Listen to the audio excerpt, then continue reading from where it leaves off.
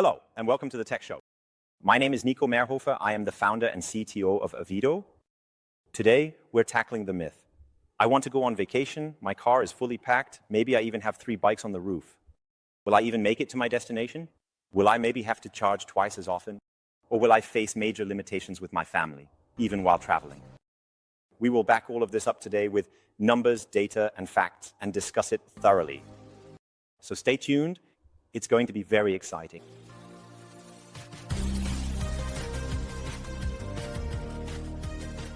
The most important thing in studies are the boundary conditions. That means you have to create prerequisites that are the same for every test, for every measurement run.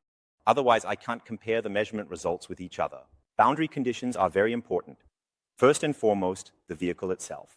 That means I have to make sure that the vehicle always has exactly the same tire pressure on the tires. And the same tires, meaning summer tires. This is always a very important basic prerequisite. Next is the driving route. The driving route must be chosen carefully.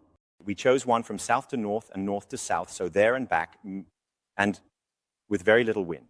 That means under 15 km/h and exclusively crosswind. It is also important that the air conditioning is off, as well as the heating, meaning the fan, everything is turned off, and the windows must be closed. Open windows also create additional air resistance. Therefore, during all test drives, the windows are closed. The road surface must be dry. And speed is also important. We always carried out the measurement runs using cruise control. That is, at a constant speed, with the speed set according to the speedometer. So that means all the speeds you later see in the diagrams were selected on the speedometer. All the speeds we have shown in the diagram were set according to the speedometer. So, in other words, the vehicle's speed was brought to the value shown on the speedometer, according to the diagram, and then the cruise control was activated. For the study, we selected 3 scenarios.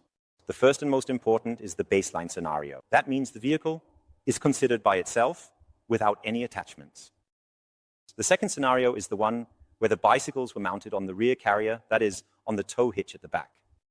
And the third scenario is where the 3 bicycles were mounted on the roof using roof racks. On the diagram, it is shown that on the x-axis, the horizontal axis, it is the speed in kilometers per hour that was maintained continuously. And on the vertical axis, the y-axis, the average consumption per 100 kilometers in kilowatt hours is plotted. That is, kilowatt hours per 100 kilometers. The lowest curve, or the curve that is furthest down, is the one for the basic configuration. That means simply the vehicle with a driver. You can clearly see here the nonlinear progression of the increase. That means the consumption does not increase linearly with speed. One curve above that is the orange curve. That's the one representing the scenario, with bicycles on the rear carrier, that is, mounted on the trailer hitch at the back. You can see that the consumption generally increases, but at higher speeds, it rises even more and not in a linear fashion. And the third curve, the green one, is the one where the 3 bicycles were on the roof. It's clearly visible that this one stands out much more compared to the other 2 curves. What is generally noticeable? The nonlinear behavior is actually a quadratic one. That means double the speed results in 4 times the consumption with respect to air resistance. That's the big difference. This becomes extremely noticeable, of course, when I mount the bicycles on the roof. Why? Mounting the bikes on the roof increases air resistance dramatically.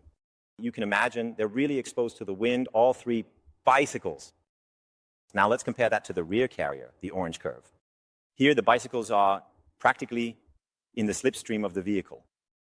You have to keep in mind this is an ID4 SUV, which means a very tall vehicle, and you can basically assume that the bicycles, as you can see here, are almost completely in the vehicle's slipstream. And that's the crucial point, and also the reason why. In this case, the energy consumption with the bicycles on the rear carrier doesn't increase significantly. That means the increase is very minimal. That's the big advantage.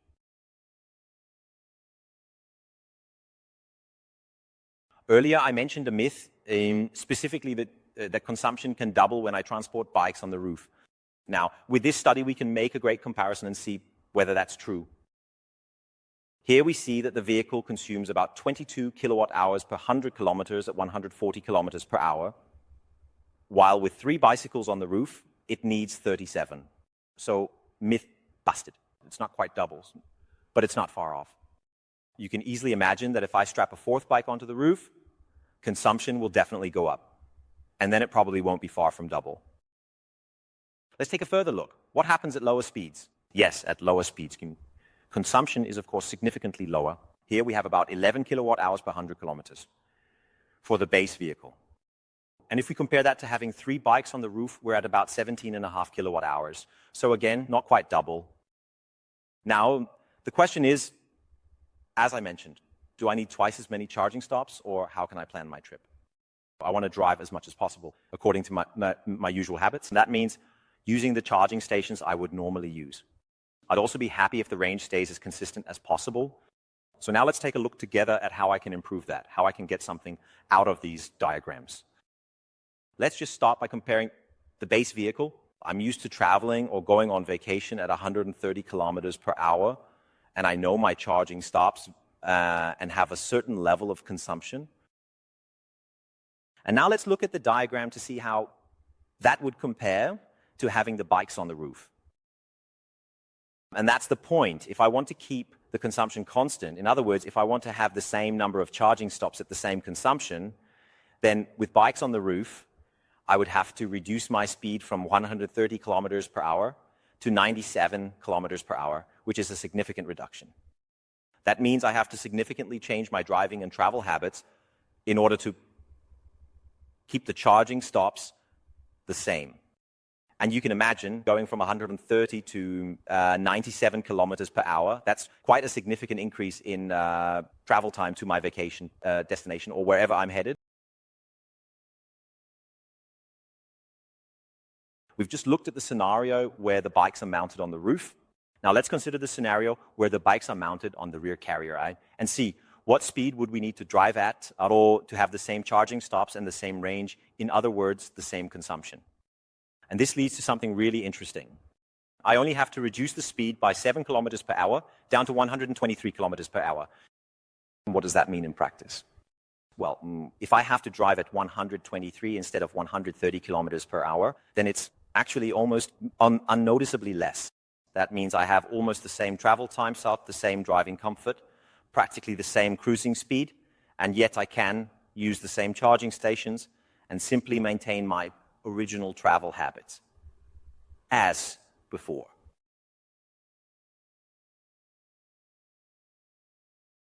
Now let's come to the conclusion. We have learned that bikes mounted on the roof create the greatest air resistance and therefore the highest additional consumption. That means I have to drastically change my travel habits, or I have to drive much, much slower. We have also learned that bikes mounted on a rear carrier, especially on SUVs like the ID.4 or other SUVs, are carried in the slipstream, which means that the additional consumption hardly increases. And as a result, I can keep my driving habits, my travel habits, and even my charging habits the same. I don't need to make any changes. And I can achieve almost the same travel time as if I had nothing mounted on the vehicle or was simply traveling alone in the car. A look at the physics also shows us that at double the speed, the additional consumption would increase by a factor of 4 due to air resistance. So what tips can I give you? Well, the key thing is put the bikes on the rear carrier. That's very important. This way, you can maintain your travel speed, keep charging stops as short as possible, and your family will thank you for a relaxed holiday trip.